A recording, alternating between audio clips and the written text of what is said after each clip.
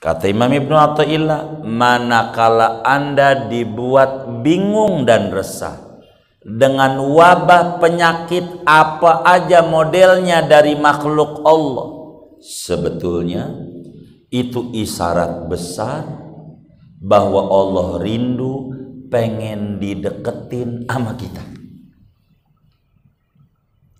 Allah rindu pengen dikeluhin kita kalau malam. Allah udah cari kita di kelompok yang sholat duha 12 rakaat, ora ada. Allah cari di kelompok orang yang baca Quran sehari sejuz, kagak ada nama kita. Allah cari di kelompok orang yang tahajud, kagak ada. Jadi Allah mau nyari kita di mana lagi? Maka diutus ini wabah supaya kita ada kesadaran. Kita ini butuh sama Allah. Kita ini kudu dekat sama Allah. Kita ini kudu intim sama Allah. Biasa, nggak ada cara orang tidur supaya bangun diapain? Cubit. Begitu. Kalau cubit nggak bangun, sirap. Kalau siram masih kagak bangun. Inilah wabah ini nyiram kita. Biar kita bangun. Ayo jiwa. Sudah saatnya kita bangun.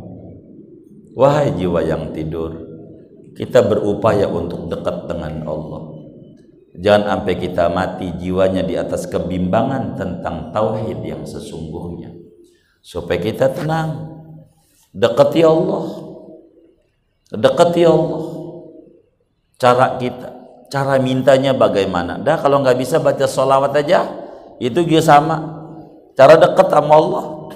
Supaya kita ini dapetin ketenangan hidup.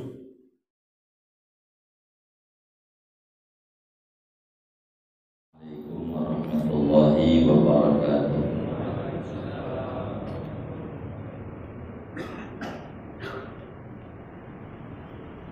Kajian kita halaman 4 baris 7.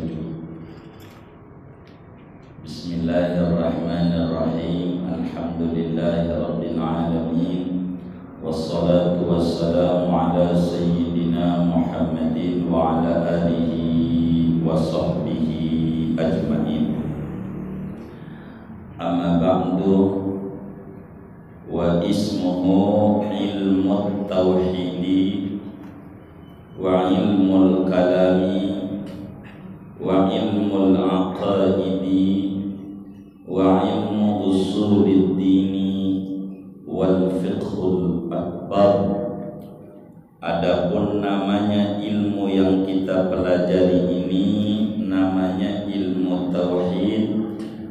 Ada juga disebut ilmu kalam, ada juga disebut ilmu aqidah, ada juga disebut ilmu usuluddin, dan ada juga disebut ilmu fikih akbar, fikih besar. Wastimdaduhu minal adillatil aqliyati wan naqliyati minal kitabi was sunnati. Adapun pengambilannya yaitu dari dalil-dalil aqli dan dalil-dalil naqli dari Al-Quran dan hadis Nabi. Wallahu a'lam. Saudara-saudara sekalian, malam hari ini kajian kita masih membahas prinsip dasar dalam setiap ilmu, dan yang kita pelajari adalah disiplin ilmu tauhid. Sesudah kita mengenal definisi ilmu tauhid, manfaat dan kegunaannya, lalu objek bahasannya, keutamaannya, dan penisbatan serta siapa yang mengkodifikasikan ilmu tauhid, maka malam hari ini akan berbicara tentang nama atau disiplin ilmu yang kita pelajari ini. Para ulama Islam di dalam pembedahan akidah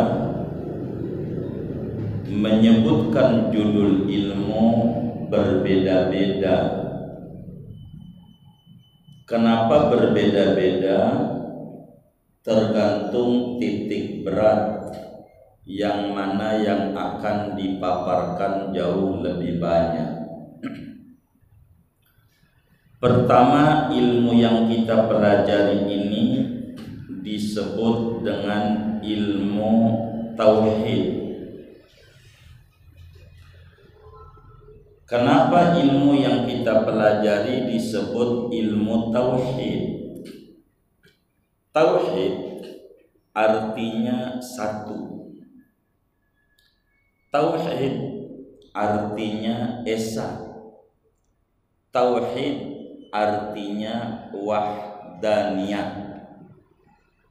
Sehingga disebut ilmu akidah dengan sebutan ilmu tauhid oleh karena titik berat yang harus difahami betul oleh seorang muslim supaya tidak goyang dalam keyakinannya adalah urusan sifat wahdaniyat. Ini lempeng aja pada wahdaniyat, kita ngejalanin hidup tidak bingung. Maka disebut oleh ulama, ayo kudu belajar ilmu wahdaniyat. Apa tuh ilmu wahdaniyat? Keyakinan yang kuat di dalam hati sanubari seorang muslim bahwa Tuhan itu esa. Biar gampang, satu yang tak berbilang. Artinya Tuhan yang waktu kita naik motor boncengan rapat percis dengan Tuhan yang kita ada di masjid, sama, tidak beda. Jangan goyah, sama Tuhan. Ini harus mantap. Ketika kita yakin waktu naik motor rapat ada Tuhan kontrol, maka waktu kita di masjid yakin Tuhan juga lihat kita dan Tuhannya Allah. Ini yang kudu dimantepin di hati. Oleh karena itu, ilmu inilah yang disebut ilmu tauhid. Begitu kita ngewarung, yang ngasih maju warung teman kita itu Tuhan kita, maka kita enggak usah mikirin teman kita yang warungnya maju. Jangan dikata, jangan-jangan dia dukunin gua. Ini namanya akidahnya melek. Kan Tuhannya dia, Tuhan kita sama. Jangan-jangan dia malamnya merintih sama Allah. Maka kita juga kudu contoh prosedur itu untuk merintih sama Allah supaya tenang dalam hidup. Begitu. Ketika ada orang jelek-jelekin kita, ya sudah, kan Tuhannya Allah. Allah catat juga dia. Biarin, fokus saja kita. Ini namanya ilmu tauhid. Karena goyang-goyangnya kita pada sifat wahdaniyah, maka ada ulama menyebut judul kitab mereka dengan menyebut ini kajian tauhid. Kalau buku yang kita pelajari ini judulnya ilmu tauhid dasar, judulnya itu maknanya, saudara, yang kita pelajari ini semuanya pada tataran tingkat dasar. Yang merasa sudah SMP SMA boleh pulang dulu, karena memang ini mah tingkatannya masih dasar. Cuman kalau sampai yang dasar aja nggak paham, nggak ada cara yang kecuali diomongin kecuali dasar. Emang ini mau dasar tingkatan. Enggak ada lagi. Ilmu tauhid itu satu. Ilmu tauhid. Ini penyebutan dari ulama karena min ahammi sifatillahi ta'ala al-wahdaniyah. Di antara yang paling urgen untuk muslim telaah betul adalah tauhid, yakni wahdaniyahnya Allah, supaya kita tidak bingung jalanin hidup. Wong yang dituju sama Allah, jalani sesuai prosedur syariat yang diatur. Itulah penamaan dengan sebutan ilmu tauhid. Jadi tenang dalam hidup. Makanya Rasulullah Sallallahu alaihi wa alihi wasallam dalam satu sabdanya, yang ada kalanya muslim tuh keliru menyoroti sabda ini. Kata Nabi, la tufaddiluni ala Yunus bin Matta. Kata Nabi, jangan Anda anggap saya lebih unggul dibanding Nabi Yunus. Jangan. Nabi ngomong begitu. Jangan Anda kata saya lebih tinggi dibanding Nabi Yunus. Jangan. Apa maksud Nabi daripada sabda beliau? Nabi berdoa waktu Isra Mi'raj di langit. Di langit bertasbih, bertahmid. Nabi Yunus doa di bumi. Bukan di bumi, di laut. Bukan di laut, di dasar laut. Bukan di dasar laut, dalam perut ikan lagi. Dia baca la ilaha illa anta subhanaka inni kuntu minadz zalimin. Kata Nabi, sama aja saya di langit sama Yunus yang di bumi dasar laut, Tuhannya satu, sama, didengar juga sama Allah. Enggak kemudian di langit lebih dekat nih, begitu. Ada orang doa di rumahnya, sampai di balkonnya. Kenapa? Biar nembus ke langit. Sama. Enggak perlu begitu-begitu. Ini ilmu tauhid. Itu Nabi begitu. Yang orang kata, ini kan enggak boleh ini ngadain maulid, itu karena dia salah. Maksud itu buat Allah, mau posisi orang di langit, mau di bumi, mau di Mekah, mau di Simpruk, buat Allah sama saja. Karena Tuhannya sama. Maka berapa banyak muslim yang tidak mau haji, tidak mau umroh. Kenapa? Bang, gak mau haji. Saya ngeri. Saya belum siap. Finansial sih saya siap. Cuman rohani ini yang ngeri. Takut diapa-apain doang di sono. Ini namanya belum belajar ilmu tauhid. Dikata Tuhan di sono beda dengan di Simpruk. Kalau mau ngukum waktu lagi di bongkaran Tanah Abang aja, ngapa nunggu di Mekah? Allah kayak kita, jagoan dalam kandang. Ada di kandang baru begitu. Kakak. Orang haji itu udah Nabi bilang, al-hujjaju wal ummaru wafdu. Orang yang haji, orang yang umroh, tamu kehormatan Allah.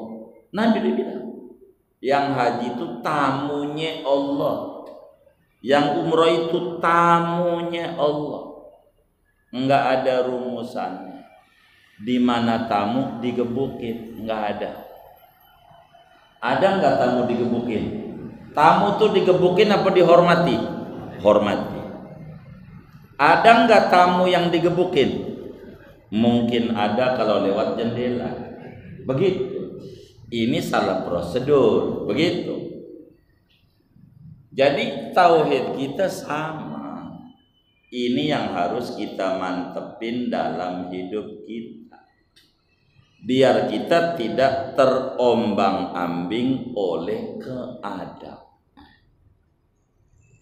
Tuhan kita di dunia dengan Tuhan kita di kubur dengan Tuhan kita di akhirat sama, wahdaniyah, namanya Allah. Enggak ngukum di sini kita bengal, di akhirat sama. Maka tenang aja kita itu. Nggak usah. Maka pertama, sebutan ilmu ini ada ulama menyebut ilmu tauhid. Itu satu.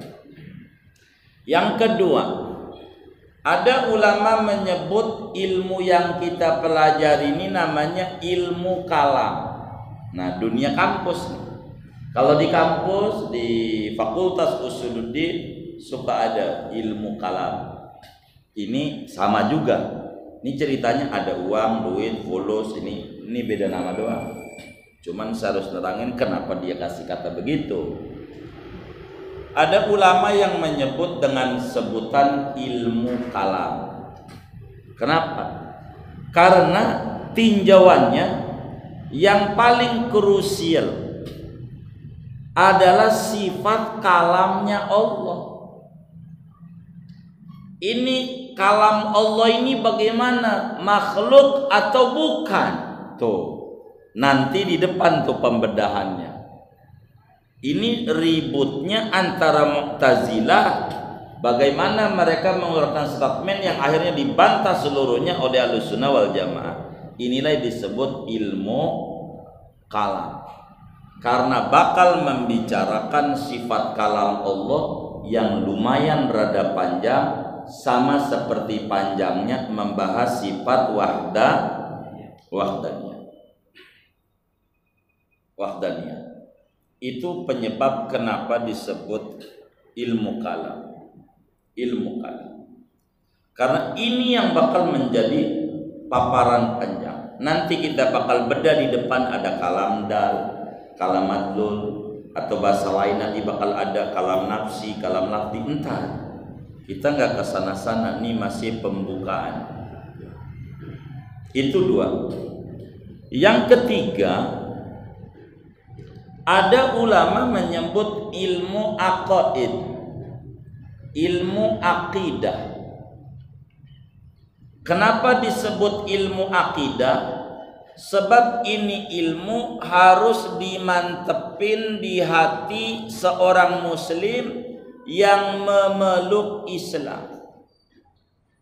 Ilmu tauhid ini sebagai pijakan dasar mengisi hari-hari dia selama ada di alam dunia. Mantepin ini, bahasa lainnya dogma. Ini kudu mantep. Akidah ini yang harus ditancepin di hati, tak boleh geser. Maka disebutlah ilmu ini dengan sebutan ilmu akidah. Jadi alladzi yajzimul muslimu fi qalbihi, sesuatu yang harus diteguhkan oleh seorang muslim di dalam qalbunya, maka disebut ilmu akidah. Tentang kubur ini harus mantap, tentang di akhirat, tentang ada raqib atid, tentang sifat-sifat Allah wujud, qidam dan seterusnya. Ini disebut ilmu akidah. Jadi kalau orang tanya ngaji apa di Al-Ma'ruf, terserah kita jawabnya ngaji tauhid. Teman kita bukan ngaji ilmu kalam, kemudian tanya ilmu akidah. Dia juga tuh.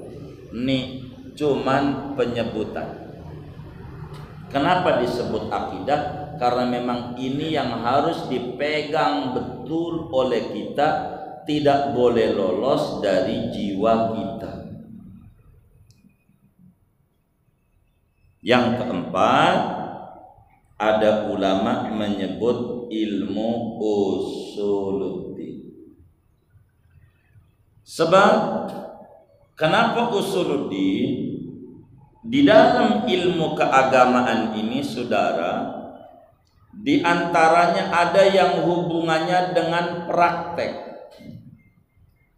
praktek keseharian kayak sholat, ini namanya disebut furu'uddin, cabang agama. Sholat, zakat, puasa, itu namanya disebut furu'uddin. Ada juga ilmu itu yang hubungannya dengan akidah yang harus dipegang erat.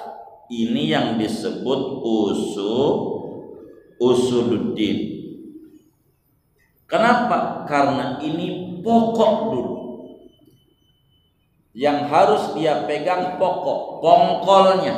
Kalau ibarat rumah, pondasinya. Sholat itu adalah cabang,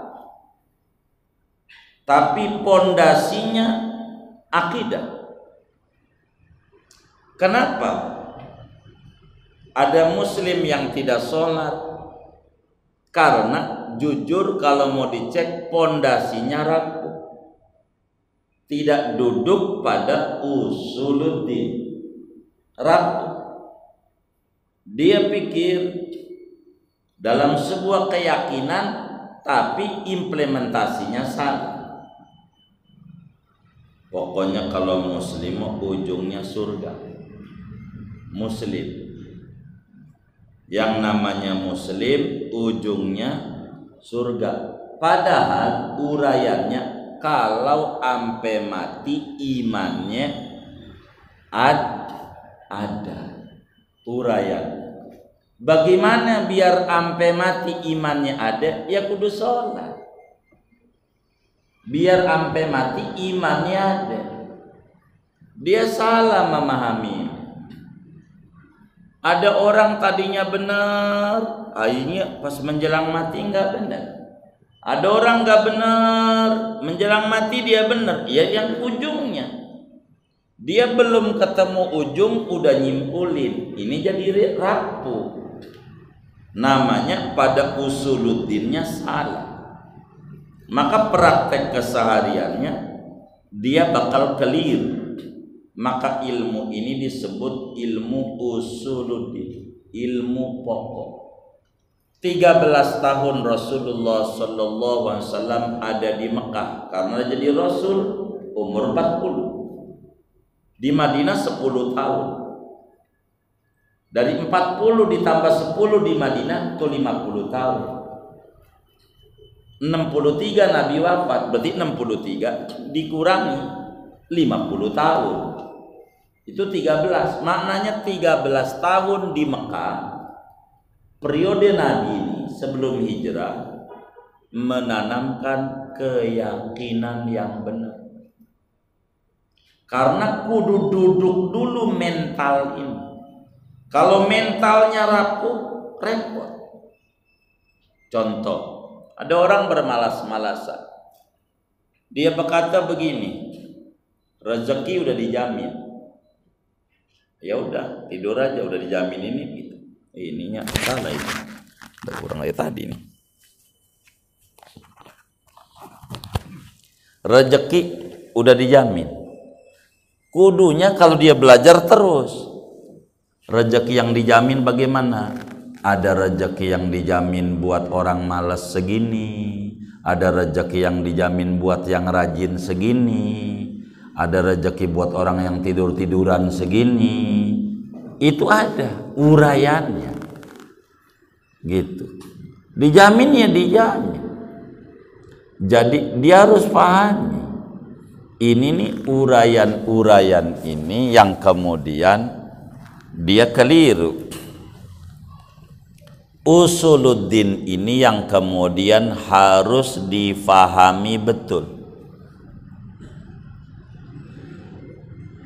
Ditanya, bang, yuk ke masjid yuk, Masjid Al-Ma'ruf.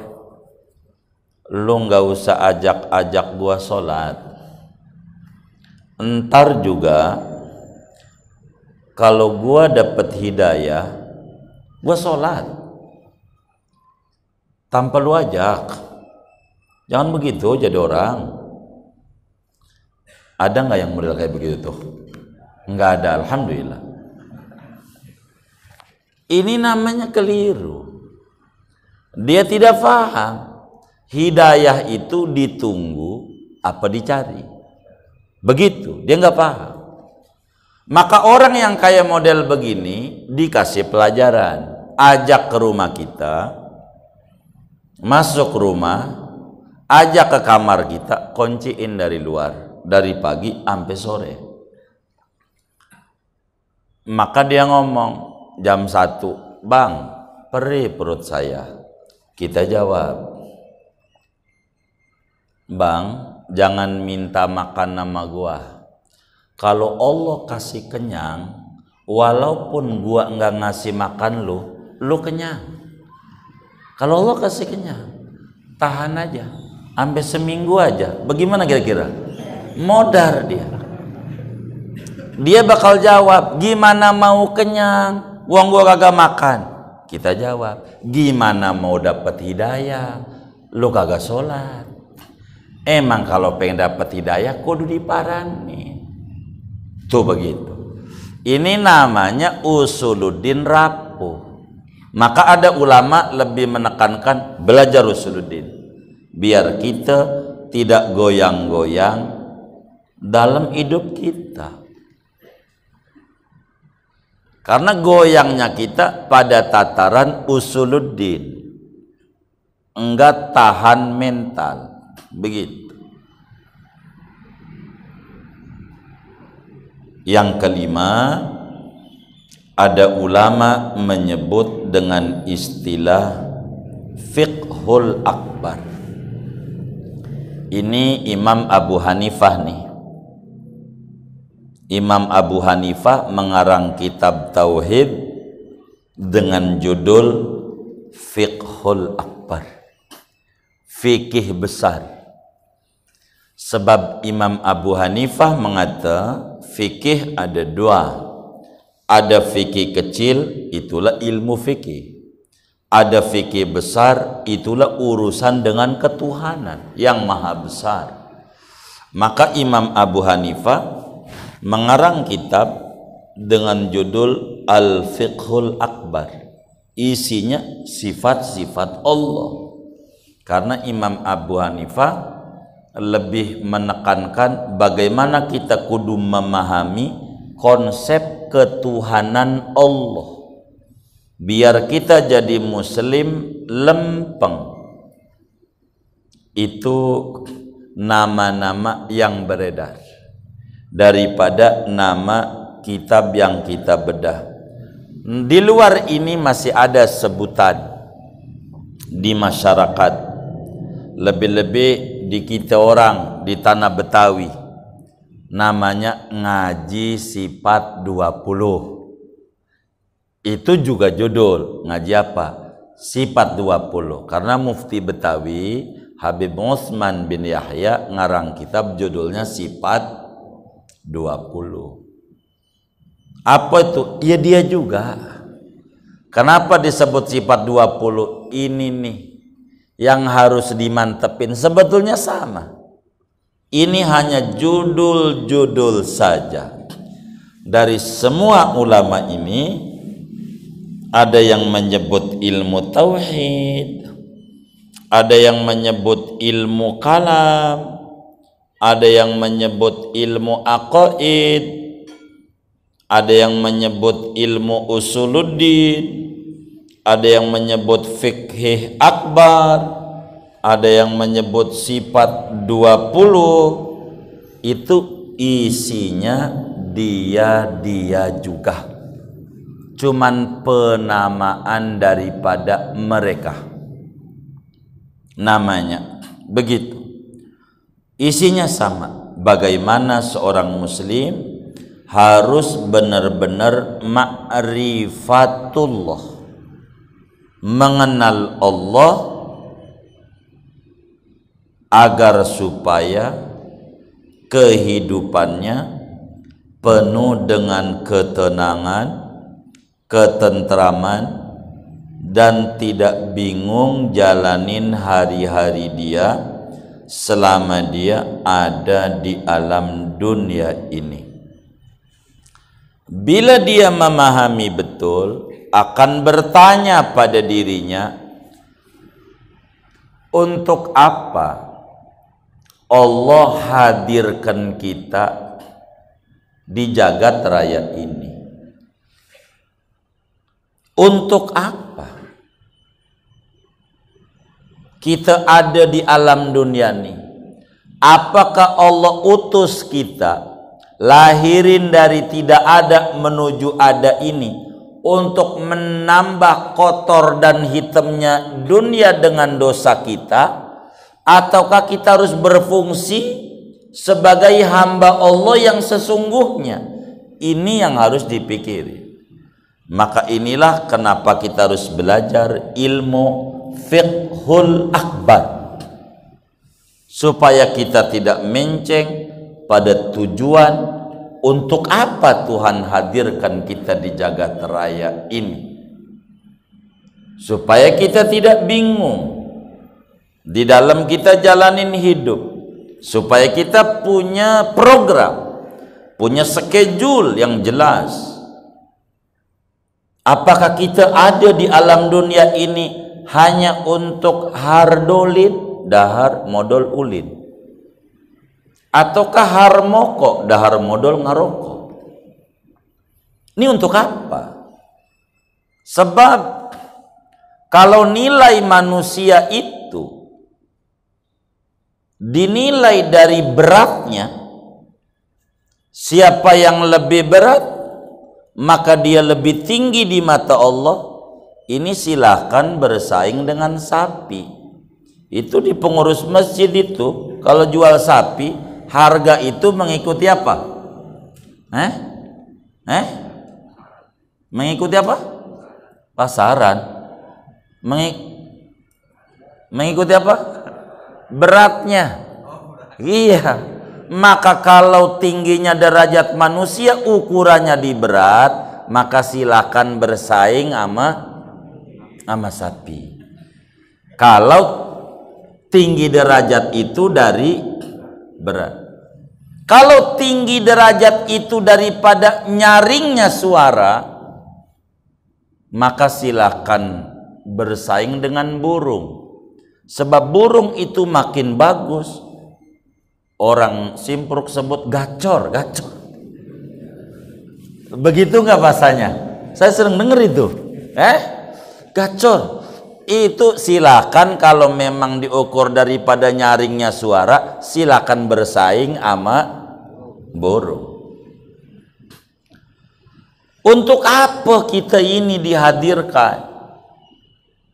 Sapi pagi pergi ke kantor, siang makan, kerja lagi sampai jam 5, sore pulang ke rumahnya, kandang namanya, mau tidur, besok pagi begitu. Apakah Tuhan hadirkan kita di jagat raya hanya sebatas itu? Begitu. Inilah kenapa disebut dengan istilah al-fiqhul akbar. Kita harus memahami konsep hadir kita di jagat raya, supaya kita bisa hidup ini terarah dan terukur. Perputaran tahun tak penting, tapi isi itu penting. Isi penting. Sampai teman kita bilang, apa makna merdeka? Kalau Bung Karno sama Bung Hatta udah baris di sakunya, merdeka. Tapi kalau masih Patimura, perjuangan gitu. Patimura. Begitu. Tuh ada aja orang tuh ya, idenya kreatif. Ini ada. Jadi saudara, ini kita orang nih bagaimana memahami konsep Allah supaya hidup kita ini tenang. Itulah disebut al-fiqhul akbar. Supaya kita nggak bingung dalam jalanin hidup. Allah juga jadi semacam PPKM sekarang nih, hanya pembatasan daripada keleluasaan masyarakat, tidak membatasi rezeki kita. Karena yang bisa membatasi rezeki kita bukan penguasa, tapi Allah Subhanahu wa ta'ala. Maka kita nggak perlu bingung. Tandanya dibingung-bingungin dari awal corona sampai sekarang, toh masih hidup. Masih hidup nggak? Masih hidup. Masih sehat nggak? Alhamdulillah. Masih makan nggak? Alhamdulillah. Berapa kali? 3 kali. Udah termasuk bakso belum? Mie ayam, batagor, siomay. Itu sebut orang susah. Kenapa ngeluh? Ini ndak benar ini. Ndak benar. Kita nggak perlu. Jangan. Kita nikmati aja. Nikmati aja. Nikmati. Itulah disebut al-fiqhul akbar. Ini penting supaya kita tidak salah di dalam mensikapi hidup ini. Kita sudah janji dalam hidup kita, inna sholati wa nusuki wa mahyaya wa mamati lillahi rabbil alamin. Hidupku, matiku untuk Allah. Dah, kalau kita untuk Allah, dah jalani. Biar kita tidak bingung dalam jalanin hari-hari kita. Biar kita tidak begitu banyak kepanikan dalam hidup. Yang ngasih tenang, yang ngasih panik, jujur semuanya Allah. Yang ngasih untung, yang ngasih rugi, semuanya Allah. Dagang kita sebelum ada wabah ini juga, kalau dagang ada yang rugi, ada yang untung, ada yang bangkrut, ada yang makin maju. Itu mau urusannya hubungan sama dagang. Mati sebelum ada corona ini sama. Udah banyak yang mati. Coba aja diumumin terus aja tiap hari. Banyak. Karena hubungannya bukan dengan penyakit mati, tapi dengan hidup. Siapa yang hidup bakal mati. Itu hubungannya. Sakit hubungan sama yang sehat. Itu biasa. Jadi ini namanya hukum kausalitas. Oleh karena itu mantepin kita pada bagian fiqhul akbar supaya kita tidak ngalamin kebingungan di dalam jalanin hidup ini, supaya kita lebih memahami, lebih mengerti. Jangan-jangan Allah mengutus wabah ini, Allah sudah pegel dengan kita.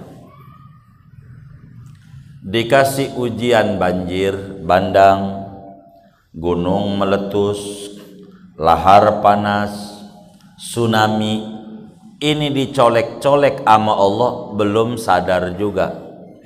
Maka cara Allah mungkin ngutus wabah ini biar kita melek, biar kita dekat. Kalau kata kitab hikam, Imam Ibnu Athaillah Sakandari menyatakan dalam hikamnya, mata auhashaka min khalqihi fa'lam annahu yuridu an yaftahalaka babal unsibi. Kata Imam Ibnu Athaillah, manakala Anda dibuat bingung dan resah dengan wabah penyakit apa aja modelnya dari makhluk Allah, sebetulnya itu isyarat besar bahwa Allah rindu pengen dideketin sama kita. Allah rindu pengen dikeluhin kita kalau malam. Allah udah cari kita di kelompok yang sholat duha 12 rakaat, ora ada. Allah cari di kelompok orang yang baca Quran sehari sejuz, kagak ada nama kita. Allah cari di kelompok orang yang tahajud, kagak ada. Jadi Allah mau nyari kita di mana lagi? Maka diutus ini wabah supaya kita ada kesadaran kita ini butuh sama Allah. Kita ini kudu dekat sama Allah. Kita ini kudu intim sama Allah. Biasa, nggak ada cara orang tidur supaya bangun diapain? Cubit. Begitu. Kalau cubit nggak bangun, sirap. Kalau siram masih kagak bangun, inilah wabah ini nyiram kita. Biar kita bangun. Ayo jiwa, sudah saatnya kita bangun. Wahai jiwa yang tidur, kita berupaya untuk dekat dengan Allah. Jangan sampai kita mati jiwanya di atas kebimbangan tentang tauhid yang sesungguhnya. Supaya kita tenang. Dekati Allah. Dekati Allah. Cara kita, cara mintanya bagaimana? Dah kalau nggak bisa baca sholawat aja, itu juga sama. Cara dekat sama Allah. Supaya kita ini dapetin ketenangan hidup. Sebab ketenangan hidup bukan di duit. Sama yang duitnya banyak bingung. Sekarang nih bingung. Begitu bingung. Malah teman saya itu terkait vaksin, bagaimana ini vaksin ini? Saya sangat setuju, khususnya perempuan. Itu kalau masuk mall kudu divaksin, biar nggak masuk mall. Setuju nggak? Tuh setuju. Ada aja orang tuh begitu. Dia pengen ditetepin itu. Begitu. Dia bingung. Ini yang kemudian kita harus pahami betul, supaya kita enggak gusar dalam jalanin hidup, supaya kita enggak bingung. Yakini ada all, tenang. Kita supaya enggak bingung. Ada fiqhul akbar. Ini yang kemudian kita harus mantapin, supaya kita tidak stres dalam jalanin hari-hari kita, supaya kita tidak bingung. Ada pegangan, dan pegangan kita Allah. Kita hamba yang lemah, dibangunin nama Allah dengan wabah ini. Harus banyak kita mendekat kepada Allah, supaya kita dikasih ketentraman hidup. Bukan duit yang membuat kita enak tidur, bukan. Allah. Dengan duit kita bisa kebeli kasur yang empuk, tapi nggak bisa kebeli tidur. Dengan duit kita bisa kebeli jam yang mahal-mahal jutaan, tapi nggak bisa kebeli waktu duduk-duduk di majelis ilmu. Belum tentu. Bukan duit ukuran. Dan ini yang paling penting buat kita. Oleh karena itu, mari kita dekat dengan Allah, pelajari tauhid dengan benar. Di mana saja kita duduk di majelis ilmu tauhid, supaya kita benar-benar mantap menjalani hidup kita selama kita di alam dunia ini. Mudah-mudahan semua kita yang hadir di Al-Ma'ruf diberi kemantapan tauhid, iman yang mantap kepada Allah, sehingga hidup kita penuh dengan ketenangan, ketentraman, kedamaian. Hari-hari kita penuh dengan keyakinan Allah selalu mengawasi kita, Allah selalu memperhatikan kita, Allah selalu open dengan kita, sehingga hidup kita betul-betul mengabdi kepada Allah dalam strata kehidupan kita bermasyarakat. Amin, amin ya rabbal alamin. Segini aja dulu dari ngaji kita. Nanti kita lanjutkan pada materi pengambilan ilmu ini dari mana-mana pada pertemuan mendatang saja. Ada yang ditanya dari materi ini atau di luarnya? Sebelum doa